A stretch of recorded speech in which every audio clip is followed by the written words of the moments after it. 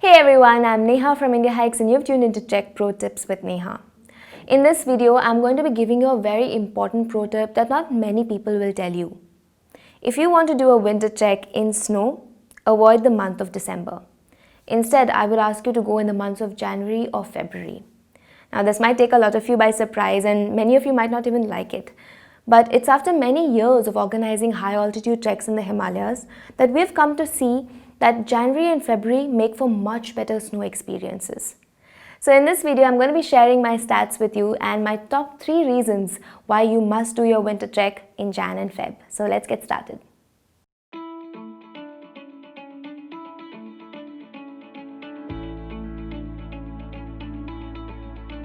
I have 3 reasons why you should trek in the months of January and February and not December. The first is that compared to December, the months of Jan and Feb is when the crowd actually reduces. And dramatically so. We actually did a survey. We found that the number of trekkers that go in December are far more than the classic warm months of May and June, when trekkers usually like to go for a high altitude trek. And we saw that this number is gradually increasing in the past 3 to 4 years.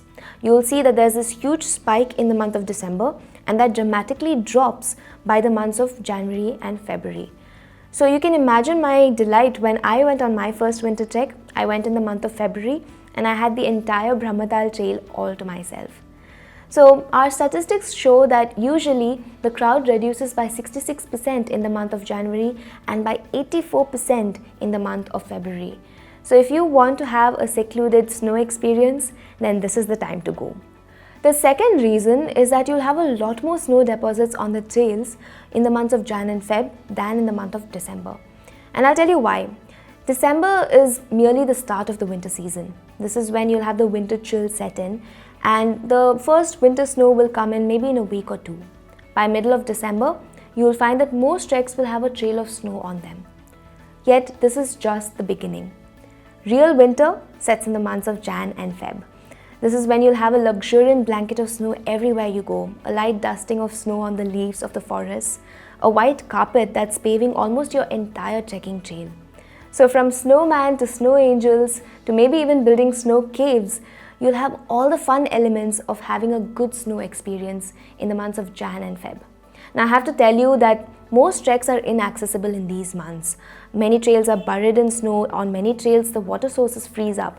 But there are a handful of special treks that are accessible in the months of Jan and Feb, and I'll talk about it towards the end of the video. The third and final reason for choosing these months to trek in is that you'll have higher chances of experiencing snowfall, and I'll explain why. Winter in India is driven by a weather system called the Western disturbances. This results in cloud cover, rainfall, and even snowfall. Usually in one winter season, we see anywhere between 4 to 6 Western disturbances, and most of them fall in the peak winter months, that's Jan and Feb. So these are the 3 reasons why you must consider a winter trek in Jan and Feb rather than in December. Low crowd, high snow deposits, and also higher chances of snowfall. Before I dive into the list of the best treks that I'd recommend for you for the peak winter season, I want to address 2 concerns that most trekkers have. First is getting leave. I understand it's a lot easier to plan your trek in December because of the traditional holidays that the season brings with it. But I would ask you to consider negotiating your leave. If you're able to push it even by a week, I can guarantee that you'll have a much better snow experience and a more rewarding winter trek. The second concern that a lot of trekkers have is if they are going to be able to complete the trek because of the presence of high snow. Now here I want to assure you that Indiahikes only runs those treks that we can actually complete even in high snow. Peak winter can be a difficult time to summit treks, but with our expert technical teams, we'll ensure that you'll be able to do this. We can cut out trails even in high snow and ensure you have the right gear. The only time I see that trekkers don't complete the trek is during big safety hazards like a blizzard or a snowstorm. Now in case this happens, you needn't worry because you can always come back and trek with Indiahikes. It'll be on us and we will not charge you for it. This has always been our Indiahikes philosophy. On that high note, let me get down to the exciting list of treks that I have for you, and first on the list is Dayara Bogyal. Dayara Bogyal is one of our easier winter treks and it has always been a great stunner even for the most experienced of trekkers. What I particularly love is how you have this endless expanse of white that's stretching into infinity. If you're someone who's looking to trek with your family, or if this is the first winter trek experience you're looking to do, then close your eyes, go to the Aira Boreal. The second trek on the list is Brahmatal. Now, Brahmatal was my first winter trek, and let me tell you, it's one of the most elegant treks that we have. What with its frozen lakes, its snow-laden forests, and also, of course, the magnificent views that you have of Mount Trishul and Nandagundi, it's not a privilege that you get on any other trek. Next, I want to talk about the Indo-Nepal trek experience that you get on the Sandakphu Falud trek. Now, this is a trek that's loaded with a lot of historical and cultural significance.